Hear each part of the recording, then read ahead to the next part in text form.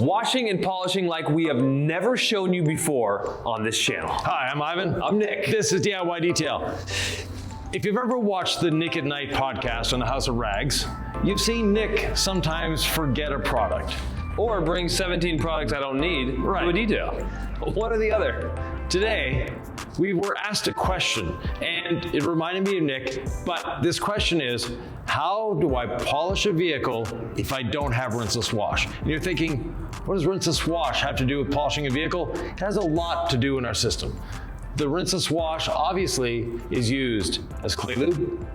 We always clay before polishing, but it's also used to wipe off the polish residue, and it's used to clean the pads. It's also used to wash the car. So there's this is why window cleaning, interior cleaning. There's so many uses for rinseless wash, but in the polishing system, it's really the backbone as well. Right. So when Ivan posed this question of, well, what would you do, Nick? I started to think critically, and I was like, maybe I would over dilute Incredible Suds, but then we got to talking about it, and that suds up too much. So Ivan, how do we use rinseless wash, and what would we substitute for it if we were gonna clean this paint? Well, we're gonna be using Incredible Suds to clean the paint. Let's start getting cleaning, and we'll explain the polishing as we get to polishing. So this is the tease. If you wanna know, you better stick around and find out. Yeah. Let's start cleaning then. Before we foam, Ivan, it's worth explaining to people, you can wash your car in a lot of different ways. You could use the Legacy sponge with Incredible Suds. You can use the Incredible Wash Mitt, or the Perfectly Safe brush. What are your thoughts as you choose a wash media with our Incredible Suds? What do you choose and why? Any of the three will work. They will work well. They will do the job. I like the feel of the sponge, but I also like the glide of the mitt across the surface, and I like the efficiency of the brush. You could use all three if you wanted to. If you only are going to choose one, the sponge is probably the better choice because it also works very well with rinseless, but so does the brush. So there's no right answer and there's no wrong answer to this. It's whichever you choose. Which one are you choosing today? I'm gonna choose the brush. Okay, and I'll take the Incredible Wash Mitt. All right, deal. Now, before we start foaming on Incredible Suds,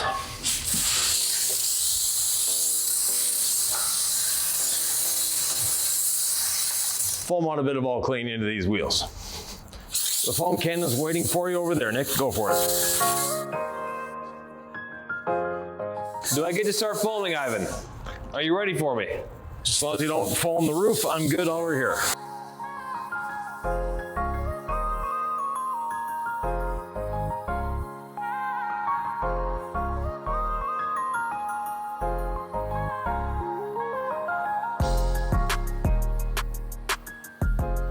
The foam rinse foam method starts with luxurious lather. You want to get it on the paint. Let it break down that grit. And then rinse it off. Right. Now we're letting it work. We're letting it do its thing because the Incredible Suds is not only a pretty face, it's not just a snow foam, it's also a good pre-clean. With a pH of 8.5, it's digging into that dirt, breaking it down, making it safe, making it easy to wash off.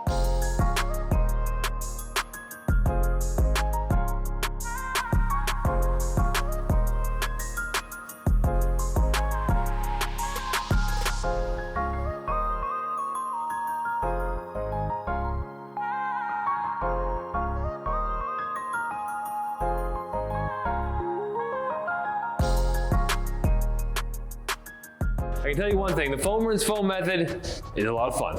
It is, and you know, one of the reasons you see me rinsing off and foaming the vehicles more often is because I have a little more restraint when it comes to doing this. If you look at Nick, he's got suds all over himself, and he managed to spray almost over to the camera. So I saw you over there, so I had to try to get you.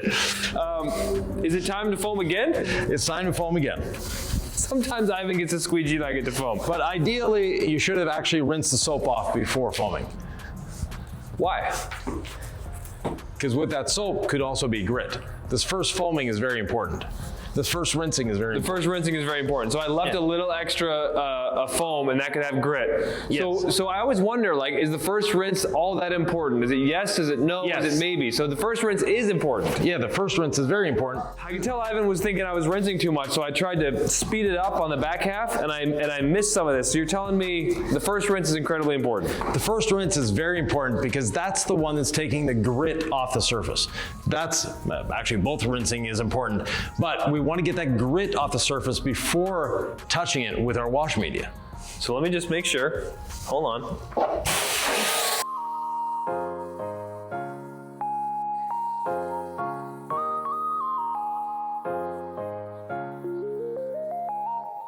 Are you having fun yet, Ivan? I know you're not getting a chance to do the foaming, and it's always more fun when you get a chance to do the foaming. Well, before you take that foam cannon away, do the underside of the bumper here because there's a fair bit of stuff there.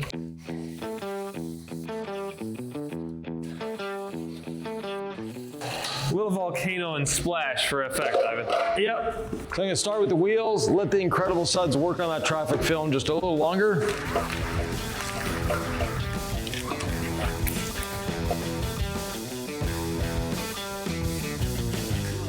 Quick, easy, and effective. 5 spokes are where it's at. Now, since Nick's got the brush, I'm going to leave the roof for him. While I do the side here. I've done one panel with one side of the mitt, flip the mitt to the other side, do the other panel, working my way from the top to the bottom. The perfectly safe brush is such a joy, Ivan. Should I be going this way or with the panel, with the grain? What's your official recommendation? Well, see those bumps that you're going over and not really cleaning? Yeah. You should be going side to side. Well, isn't it nice to go in cross directions or just go with the... On a flat roof, yes, but this isn't a flat roof.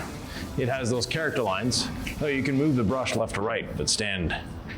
Oh, I could have done it the other way? Yeah. For some reason, this felt intuitive to me. More steps and more work. That's always my motto. Show me how you would have done it, Ivan. I'm doing this. You would have done what? Just kind of left to right?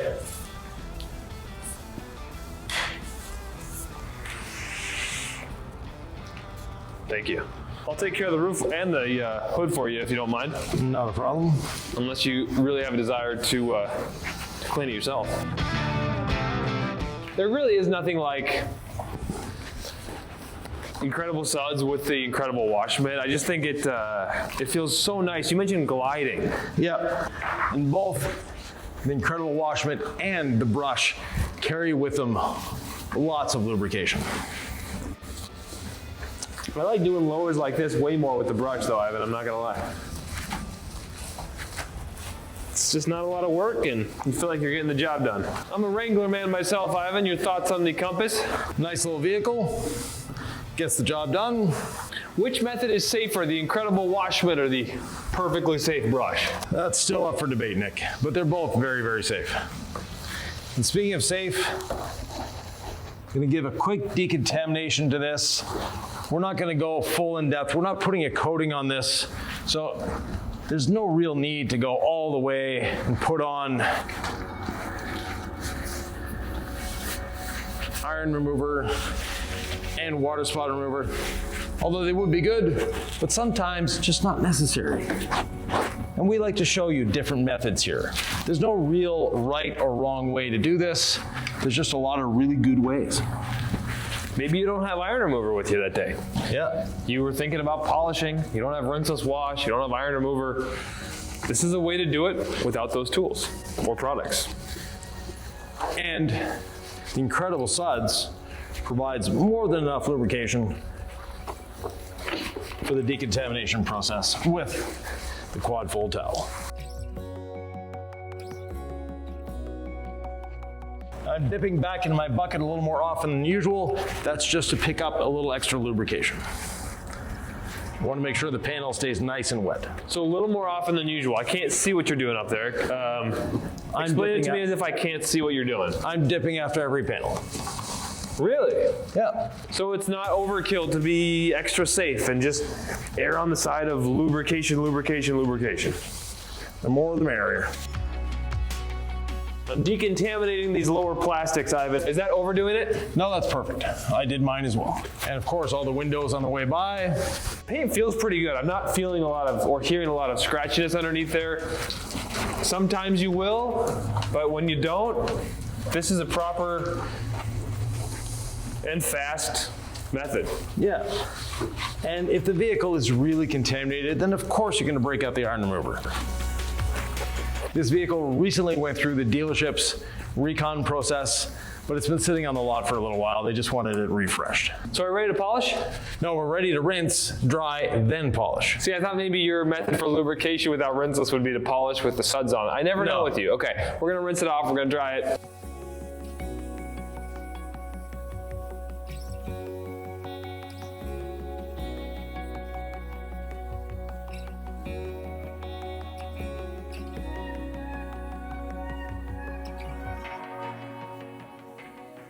I've been squeegeeing so long, I forgot what it was like to use the pressure washer in the shop. We have a dynamic here. How does it feel to be squeegeeing versus pressure washing? Very good. Squeegeeing is satisfying. That's the reason I love it. One thing that you may not realize when you first start to detail is some of the nuances. Like if the paint is properly decontaminated using water spot remover, for example, it tends to dry a little easier.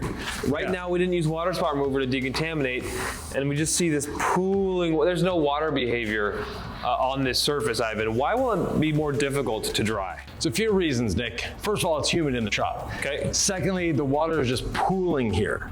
So, like you said, there's no water simplicity. There's no hydrophobics, meaning the panel is hydrophilic. It's trying to hold on to the water, which it's doing a great job of. Yeah, it's like, it just seems so different after we're using water spot remover versus not. Yeah. So that's why another reason why you'd want to use water spot remover to decontaminate is it's going to make your life easier. Much easier. Like we could have taken the extra time to do that and then saved a little time on the dry. Yeah. Yeah. But again, we want to show you different ways of doing it. If you're not locking in a coating, you don't have to do every little step. Are we inflicting damage into the paint without a drying aid, Ivan? Not necessarily. We've got a high quality towel. Our towels are clean. And we're using safe practices. We're not rubbing the towel on the floor, on the wheels and tires. Now in a case like this, let Mother Nature help you. Don't go after all these little streaks of water. It's counterproductive. We'll be polishing anyways. We're trying to get the majority of the water off, not the entirety of the water off. You know, we've tested these towels many, many times, and they will actually hold a gallon of water. But now, car's dry, time for the next step, that's polishing. We normally use rinseless wash to wash our pads. But today we're going to be using All Clean. Now the reason for using All Clean, it's great for cleaning pads, but we don't need to have it in the 15:1 concentration. Instead, all we need is 120:1. That's all you need. So in order to get 120:1, a bit of simple math, 2 ounces in a 16-ounce bottle will get me to 120:1. Are you measuring or eyeballing? Eyeballing, but if you wanted to, you could measure, but it's quite easy to discern where 2 ounces is. It's 1/8 of the bottle. The rest I'm gonna fill with water, and that's gonna get me to a 120:1 dilution. So now I've got a 120:1 dilution, clean my pads. So here's the color that All Clean normally is, and here's the color that the dilution is. So a little whiter, a little less purple. So this paint is far from perfect. We have some etching here, and this is actually very, very deep. All these little dots, that is something that sat on here, dripped here, went down, sat on there for a long time. We may not get this out. We have more of it here. We got some lines there. We're gonna do a test spot to start, and that test spot is with our wool pad.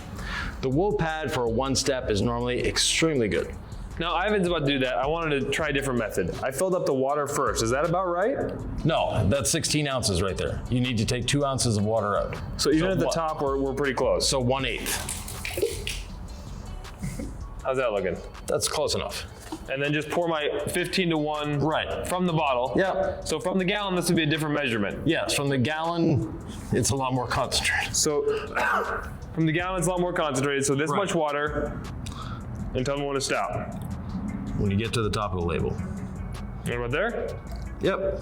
Cool. Now, if it were from the gallon, 120 to 1 is even easier to calculate. 120 parts water to 1 part of these all clean. And if you're wondering how to do that, just get some rinseless wash and you'll be fine. Yeah. Otherwise, look it up on ChatGPT. So if you have 16 ounces, very simple. So if you're using the metric system, it's really easy. If you're using ounces, get out a calculator. It's not that hard, but anyway, you've seen it both ways. Yeah.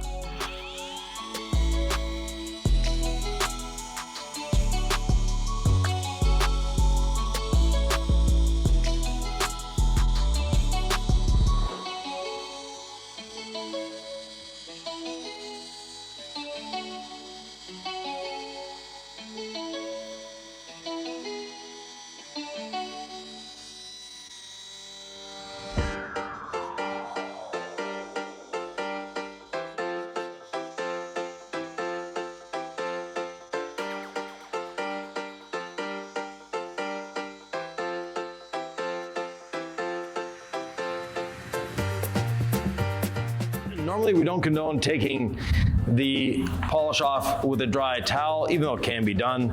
It's just not the most effective and safest method of doing it. But I'm just checking the gloss here to make sure that that wool one step is doing what we need. And yes, we have nice gloss. There's no DA haze. If there's no DA haze, go forward. I absolutely love wool as a one-step. Yep. Especially when you have deep defects. When you have a flake in the paint too, it's gonna be more forgiving. Yes. To just using an aggressive pad and a polish, it's a nice combo. There are certain paints where the one-step will leave a haze, a DA haze, but a lot of times the wool and gold standard polish is just perfect. Yeah, you can see the light there, it's looking good. If we bring it to where I haven't polished, now we see all those little scratches and swirls, and we don't have that gloss. Here we have that gloss and the flake just popping on us. So that's what we need to be doing. Normally, I wipe off as I go, but today I'm not gonna wipe off. I'm gonna be with Nick and leave it all over the surface, and you'll see why. So since we're starting at the same time, we should finish at the same time because we're doing the exact same steps.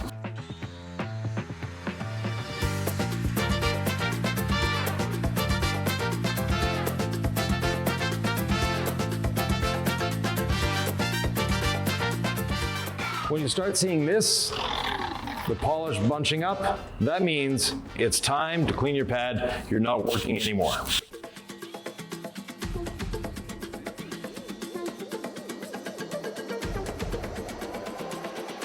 Just one spray of gold standard polish, Ivan. What's the goal here? I know we always want to remove scratches and improve gloss. Do you have a specific goal in mind with this particular polishing job? Increasing gloss, adding protection, and getting rid of that, all those little white lines. We're not trying to get rid of deep scratches because getting rid of deep scratches means getting rid of a lot of clear coat. We don't want to get rid of a lot of clear coat. We want to enhance the paint, not correct it.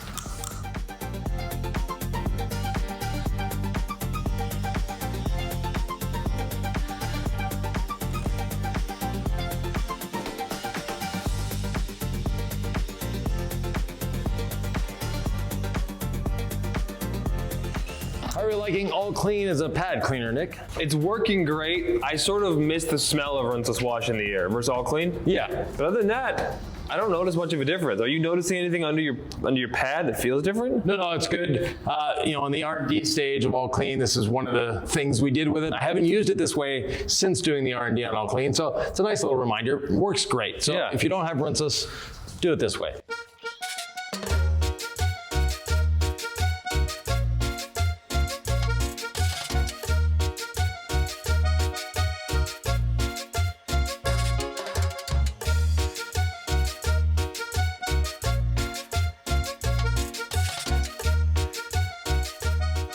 Since I've got the wool pad on the DA already, there's a couple deeper scratches here. I'm going to use the 5-5-5 method on those. So that's speed 5, roughly 5 pounds of pressure for roughly 5 seconds.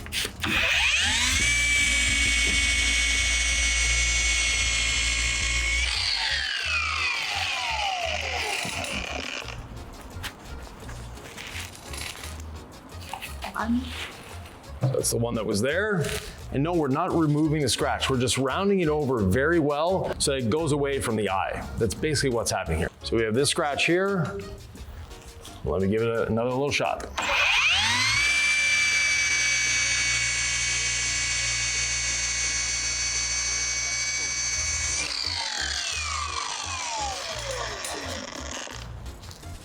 There we go. Just that easy. Now I'm gonna blend in the rest of the panel. With this, you don't need to be wet sanding, you don't need to be compounding for hours. It's just a quick, easy way to blend in the scratch. Yes, the scratch is still there, but it's so rounded over we don't see it anymore. And I haven't removed a lot of clear coat. On this door, you'll notice I have little splotches of polishing here and there. That's because I did the 5-5-5 method to get to those deeper scratches. Then I'm going to blend it in by polishing evenly everywhere. That way, this door will look as good as the rest of the vehicle.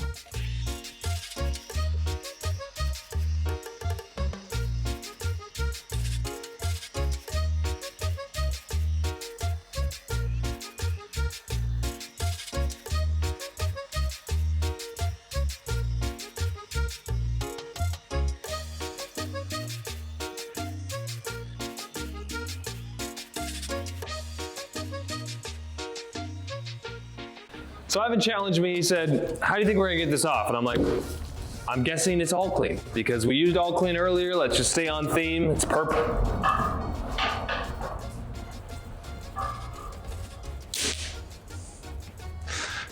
Is that all clean? No, this is Incredible Suds. Okay. So back when I started polishing, Nick, polishes created so much dust that after polishing, we needed to rewash the car. And there's still a lot of people doing that to this day. So in the spirit of choose your own adventure book, right? If you choose to wipe off with a dry towel, go to page 17. Right. You could do that. If you choose to foam with Incredible Suds, you turn to a different page. There's no turning back. So you could do either one, right? Right. Okay. But this is also going to help us in the next step.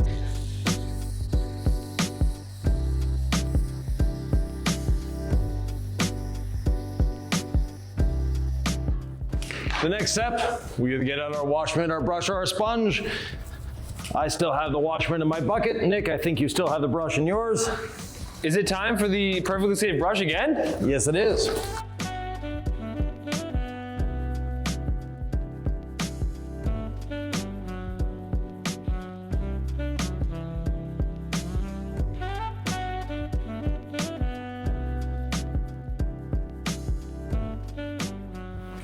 Should I be worried about re-scratching the vehicle here, Ivan? I mean, we just meticulously polished every inch of this thing. Right, and you shouldn't be worried about scratching it because you've got a perfectly safe brush, Nick. And I've got the Incredible wash mitt, so again, no fear on my side either. As long as the people washing it did a good job in decontaminating, there shouldn't be anything left on the paint.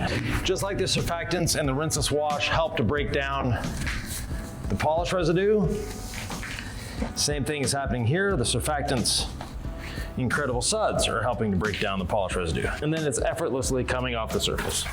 If you say so, Ivan. I'm trusting you on this one. I know it'll work, but it seems so unorthodox. Actually, the way we're doing it normally is considered unorthodox. When you look at it, in the 80s and 90s, this was normal. This was after polishing, you wash the car. Polishing must have been such a bear back then. It wasn't as fun as it is today. Now, for all our subscribers out there, or if you're watching this and you aren't subscribed, why aren't you subscribed? But anyways, in the comments, leave it down below. Have you ever washed a car after polishing it? I've done it before. Yeah. Using different products that shall not be named that dusted everywhere, and you get to the point where there's so much dust everywhere. You're like, I can get the steamer out and I could try to get it every nook and cranny, or I could just wash the dang thing. Right. It makes sense. I've done it before for sure. I just, with our system, did not think it would happen again. Yeah. So rinsing it off, and then we promised the owner of this Jeep that they would get a lot of gloss when we were done. We're going to deliver.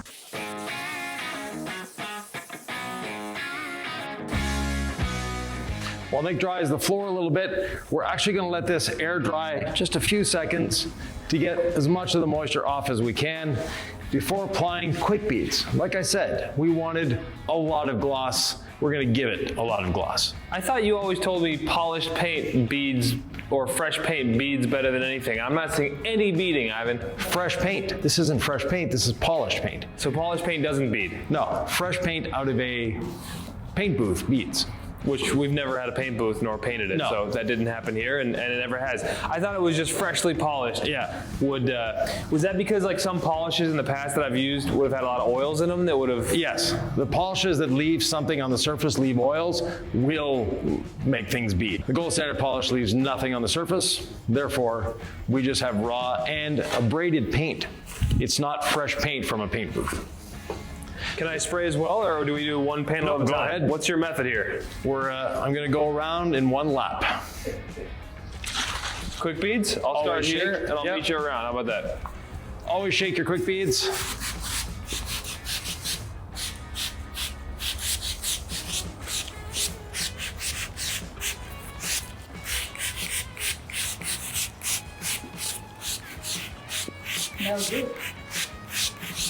You can see the quick beads already starting to break up that water. That's what it does best. Get the wheels while we're here. Of course, the windshield. And you don't need a lot. I've used maybe half an ounce. Quick beads lives up to its name. It's quick to do, it's quick to apply. Now, if you're doing one vehicle as one piece like this, start in one corner, which I'm doing.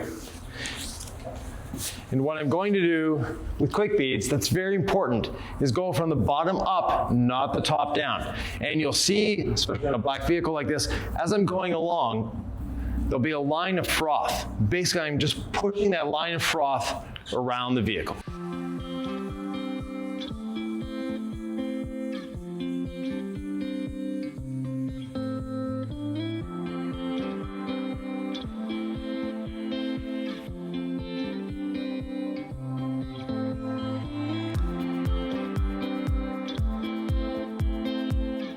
Now that I've made it around the vehicle, I still have the roof to do.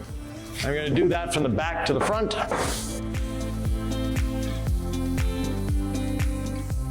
Push it up the hood. And then a quick rinse down everywhere. The reason for the quick rinse down is we want to avoid streaking, and too much product on the surface can lead to that.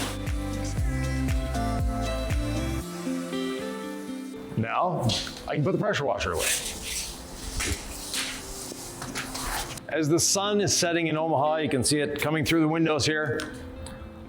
We promised a lot of gloss. Quick beads by itself provides a lot of gloss, but when you combine it with Envy ceramic detail spray, it makes drying even easier and gives us even more gloss and slickness. So just one or two quick little sprays on the panel. Go over with the drying towel and look at this result.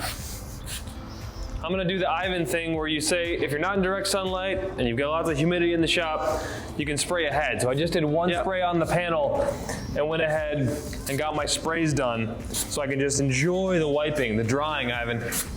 Yeah, and that way you're not having to hold on to a bottle.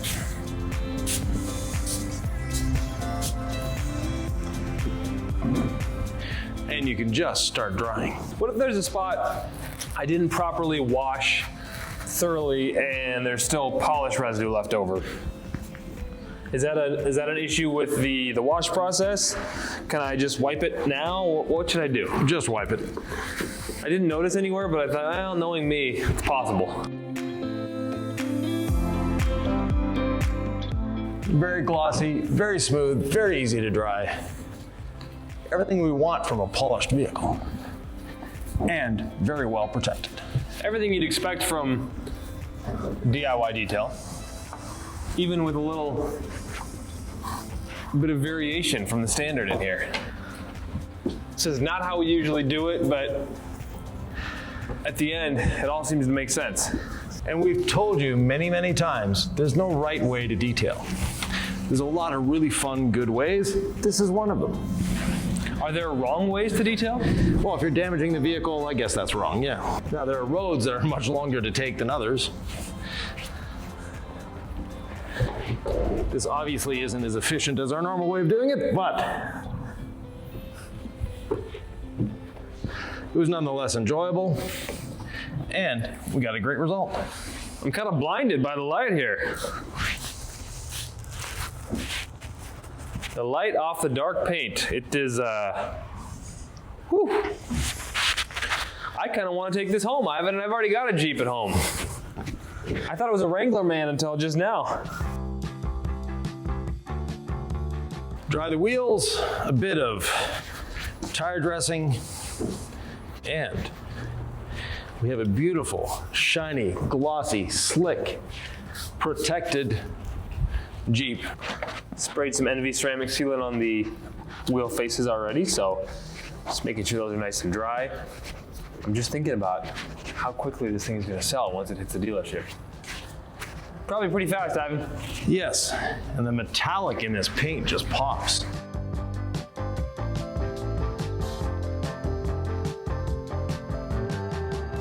Since we're just adding bonus fun, I'm doing the tire lotion here on the tires, and I'm looking at this trim and I'm like, we made this paint look so good, Ivan, let's add some tire lotion to the plastics. Definitely, it adds a lot of life to the plastics.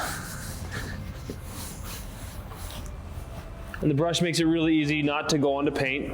Yep. So just like on tires, you kind of work the outer edge, you just boom like that. Now our dressing is water-based, so not a big deal if there's a bit of moisture left on the tires. It's just gonna all blend in when it dries.